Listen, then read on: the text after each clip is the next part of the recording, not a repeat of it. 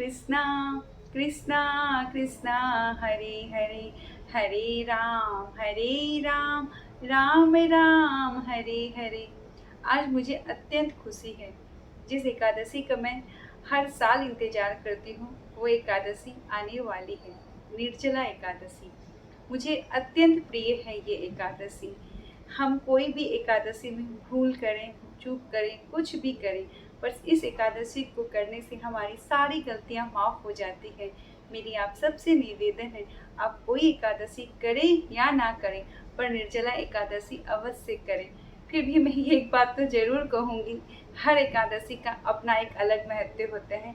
और निर्जला एकादशी जिसको हम पांडव एकादशी भी कहते हैं और भीम एकादशी भी कहते हैं, तो निर्जला एकादशी आप लोग जरूर करें। मेरी आपसे निवेदन है। हरे कृष्णा हरे कृष्णा। हमेशा मैं अपनी कहानी आपको बिना देखे बोलती हूँ।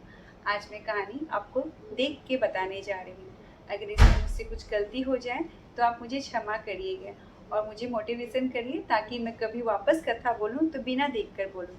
अभी मुझे जितना आता है मैं उतना ही बोल रही हूँ।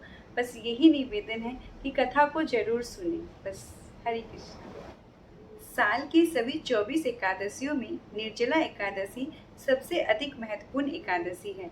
इसका वर्णन ब्रह्मवैवर्त पुराण में शील व्यासदेव और भीमदेव के संवाद में मिलता है। बिना पानी के व्रत को निर्जला व्रत कहते हैं और निर्जला एकादशी का उपवास किसी भी प्रकार की भोजन पानी के बिना किया जाता है। उपवास के कठोर नियमों के कारण सभी एकादशी व्रतों में निर्जला एकादशी व्रत सबसे कठिन होता है।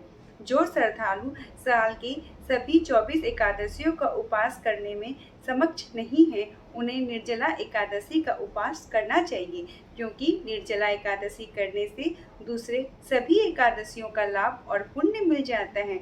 तो हुआ यूं कि एक बार पांडव पुत्र भीमसेन ने अपने पितामह शील व्यासदेव से पूछा कि हे पितामह, माता कुंती, द्रौपदी, तात, युधिष्ठिर, अर्जुन, नकुल और सहदेव ये सभी एकादशी का व्रत करते हैं।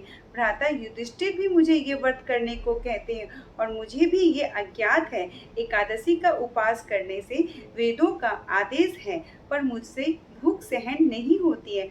मैं सभी नियमों के अनुसार केशव की उपासना, पूजा अर्चना करने में मेरी क्षमता अनुसार दान धर्म करना मैं ये सभी करूँगा, पर मैं उपवास नहीं कर सकता। कृपया करके उपवास के बिना एकादशी व्रत कैसे करें, इस विषय में बताएं। ये सब सुनकर भी भीमसेन को श्री व्यास देव जी ने कहा, हे भीम, अगर नरक के स्थान पे स्वर्ग जाना चाहते हो तो मास के दोनों एकादशी का पालन करना चाहिए, अर्थात दोनों एकादशी को अन्न ग्रहण नहीं करना चाहिए। तभी भीमसेन ने कहा, वर्ष में आने वाली 24 एकादशियों का उपवास करना मेरे लिए असंभव है। रात दिन की बात तो क्या, मैं तो क्षण भर भी भूखा नहीं रह सकता। विक्र नामक एक उद्राग्नि मेरे उदर में नृत्य प्रज्वलित रहती है। उसे शांत करने के लिए मुझे बहुत खाना पड़ता है। बहुत हुआ तो वर्ष में एक दिन उपवास कर सकता हूँ। इसलिए आप मुझे एक ऐसे व्रत के विषय में बताइए जिससे मेरे जीवन मंगलमय हो जाए। भय से कांपते हुए बलशाली भीम ने व्यास देव से कहा कि कृपया आप मुझे एक ऐसे व्रत कहो जिससे सभी व्रत का फल प्राप्त हुए। तब शील व्यास देव जी ने कहा, ज्येष्ठ मास की शुक्ल पक्ष में जब सूर्य विश्व अथवा मिथुन राशि में आता है, उसी समय की एकादशी को निर्जला एकादशी कहते हैं। इस दिन जल भी ग्रहण नहीं करना चाहिए। इस एकादशी में कुछ भी खाना वर्जित है। खाने से व्रत भंग हो जाता है और एकादशी के सूर्योदय से द्वादशी के सूर्योदय तक पानी भी वर्जित है। इस प्रकार के व्रत करने से वर्ष की सभी एकादशी का पुण्य इस एक व्रत से ही मिल जाता है। द्वादशी के सुबह अन्न वस्त्र आदि का अपनी क्षमता के अनुसार दान कर सकते हैं। जल से भरे घड़े को वस्त्र से ढककर उसका दान भी किया जाता है और साथ में अपनी क्षमता अनुसार स्वर्ण भी दिया जा सकता है। ब्राह्मणों अथवा किसी गरीब जरूरतमंद को मिष्ठान अथवा दक्षिणा भी देना चाहिए। ब्राह्मणों को जल, वस्त्र, अन्न यथा समर्थ दान देकर आनंद से ब्राह्मण के साथ ही भोजन ग्रहण करना चाहिए। हे भीमसेन, इस एकादशी व्रत से प्राप्त होने के पुण्य के विषय में सुनाया। केवल इस एकादशी के पालन से वर्ष की सभी एकादशी व्रत का पालन करने का पुण्य प्राप्त हो जाएगा। शंख, चक्र, गदा, पद्म धारण करने वाले भगवान विष्णु ने मुझे बताया था कि जो कोई भी अन्य धर्मों का त्याग करके मेरे शरण में आ जाता है, उसे निर्जला एकादशी का पालन करता है, वह मुझे अत्यंत प्रिय है। वह निश्चय ही सब पापों से मुक्त हो पाता है।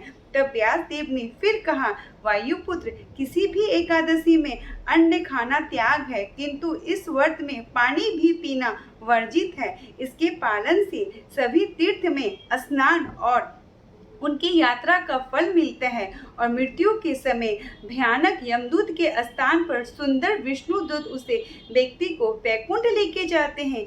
इस एकादशी का पालन करके जो भी गोदान करता है, वह अपने सभी पाप कर्मों से मुक्त हो जाता है। जब अन्य पांडव पुत्रों ने इस एकादशी के बारे में सुना तो इस व्रत का पालन करने का निश्चय किया। उसी समय भीमसेन ने भी इस व्रत का पालन करने का आरंभ किया।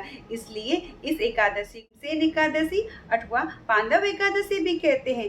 भगवान श्री कृष्ण ने घोषणा की, जो कोई भी इस एकादशी के दिन पुण्य कर्म करता है, तीर्थ स्नान में स्नान करता है, वैदिक मंत्रों का पाठ करता है, यज्ञ कराता है, वह सब अक्षय हो जाता है। इस व्रत को महिमा जो कोई भी श्रवण करेगा, उस अमावस के साथ आने वाली प्रतिपदा के दिन पितरों के दिए हुए तर्पण का फल प्राप्त होता है, साथ ही वैकुंठ लोक को भी प्राप्ति होती है। तो हम सबको भी निर्जला एकादशी पर केवल अन्न का आपूर्ति जल का भी त्याग करना चाहिए और अधिक से अधिक भगवान का नाम जप तथा कीर्तन करना चाहिए। मैं आपसे यही कहूँगी कि निर्जला एकादशी का अत्यंत अत्यंत महत्व है। तो प्लीज़ आप सभी निर्जला एकादशी जरूर करें और इस कहानी को ज़्यादा से ज़्यादा शेयर करें, ताकि हम सब मिलकर निर्जला एकादशी करें। हरे कृष्णा।